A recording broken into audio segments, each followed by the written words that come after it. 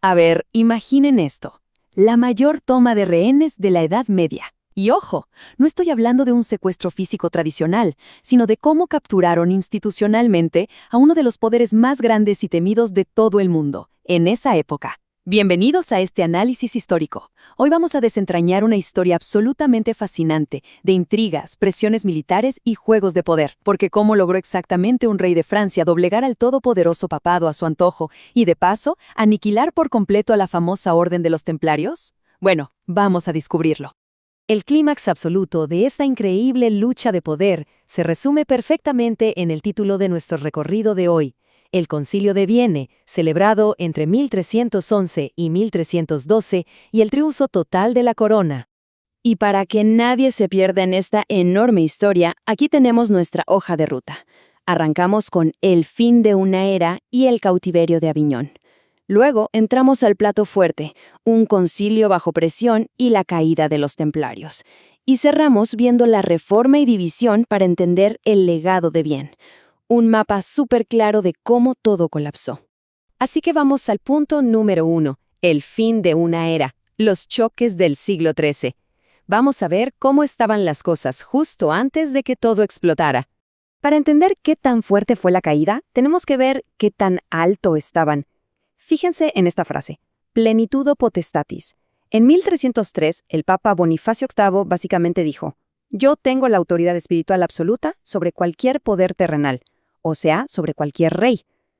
Esto, por supuesto, enfureció al rey Felipe IV de Francia, quien no iba a permitir que nadie le dijera qué hacer en su propio reino, y mucho menos en su propia iglesia local. Y bueno, el choque era inevitable. Y las cosas pasaron de la tensión política a los golpes literales. Una locura. El rey Felipe, aliado con los peores enemigos del Papa en Roma, la poderosa familia Colonna, mandó a asaltar la residencia papal en Agnani. La leyenda cuenta que al Papa literalmente lo abofetearon en su propia casa, y aunque sobrevivió al ataque inicial, la conmoción fue tal que murió poco después. Este evento rompió para siempre el dominio que tenía la Iglesia sobre Francia, y el reino perdió tiempo, iniciando una campaña brutal para destruir el legado de ese Papa. Lo que nos lleva directo al punto número 2, el cautiverio de Aviñón, o el momento en que el papado hace maletas y se reubica por completo. Si miramos esta línea de tiempo, se nota el caos total que dejó ese asalto. 1303, muere Bonifacio VIII. Un año después, su sucesor reina poquísimo tiempo y ni siquiera llega a pisar Roma. Y para 1305, eligen a Clemente V, quien toma una decisión monumental: decide quedarse en Francia. Y así es como nace lo que conocemos históricamente como el Papado de Aviñón. Lo que se suponía que iba a ser una estadía temporal mientras las cosas se calmaban, se convirtió en décadas y décadas de papas franceses viviendo en Francia. Operaban, como se imaginarán, bajo la sombra y la pesada influencia de la monarquía francesa. Básicamente se volvieron una institución cautiva sin independencia real. Y llegamos al corazón de este asunto. Punto 3. Un concilio bajo presión. O más bien, la máxima situación de rehenes. Miren estos datos. El concilio duró de octubre de 1311 a mayo de 1312.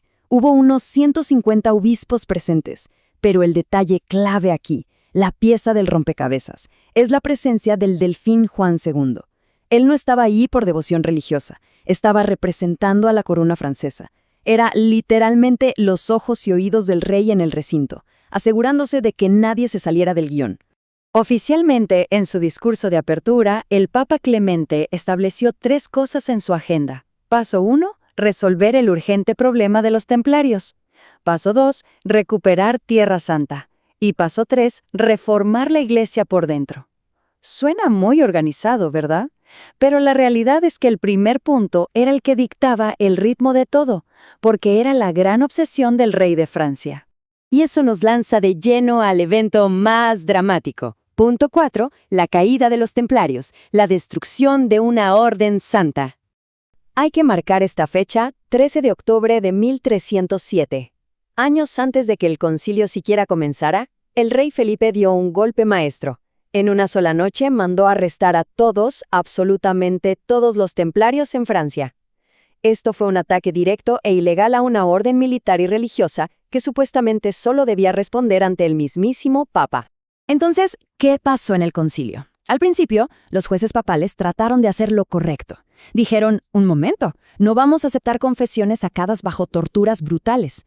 Y claro, las acusaciones eran absurdas, herejía, adoración al diablo, de todo. Pero el rey Felipe no era de los que aceptan un no. El 20 de marzo, en medio de los debates, manda a todo su ejército y lo estaciona justo a las afueras de Vienne. Imagínense el nivel de amenaza. Con un ejército respirándoles en la nuca, el Papa cede, y para el 3 de abril la orden queda suspendida. Ni siquiera se les dio la oportunidad de defenderse. Ahora, mientras todo este drama acaparaba la atención, había otros incendios que apagar. Punto 5. Reforma y división. Las luchas internas de la Iglesia. Resulta que antes del concilio se habían pedido informes sobre qué andaba mal en la institución, y armaron este gigantesco registro. Lo dividieron en dos grandes dolores de cabeza. Por un lado, los mores, que eran los problemas internos morales, corrupción en la corte papal, sacerdotes sin formación, obispos que nunca pisaban sus diócesis. Por el otro lado, los gravimina, que eran los problemas externos, básicamente cómo los gobernantes civiles, como el rey Felipe, abusaban de la Iglesia, presionándolos y quitándoles privilegios fiscales. Y por si fuera poco, estaba el tema de los franciscanos, que estaban divididos en dos bandos ideológicos peleadísimos. Como vemos aquí, del lado izquierdo, los conventuales que decían que necesitaban tener propiedades para poder vivir y dedicarse al estudio. Del lado derecho, los espirituales, que eran súper estrictos y decían que la regla prohibía tener absolutamente nada que no fuera para la supervivencia básica. Dos visiones del mundo chocando frente a frente, y el concilio, la verdad, nunca logró resolver el problema del todo. Entonces, después de semanas de tensión y amenazas, ¿qué nos queda? Vamos a nuestro último punto. Sección 6. El legado de Vienne. El precio de la supervivencia. A fin de cuentas, ¿quién ganó aquí? El gran vencedor fue el rey Felipe. Consiguió que anularan todas las excomuniones contra él, logró que destruyeran por completo a los templarios con el sello de aprobación papal, y a cambio solo tuvo que perdonarle la vida a un papa que ya llevaba años muerto. Fue una victoria política total. Pero ojo, no todo fue en vano para la Iglesia. A nivel institucional, todo ese trabajo meticuloso sobre las reformas internas sobrevivió en papel. Ese diagnóstico preparó exactamente el terreno para las grandes reformas de los siglos XV y XVI. Para cerrar este análisis, quiero dejarles algo en qué pensar. Cuando vemos que un ejército se estaciona en la puerta de un concilio, forzando decisiones teológicas y dictando qué órdenes religiosas deben desaparecer, nos obliga a preguntarnos esto.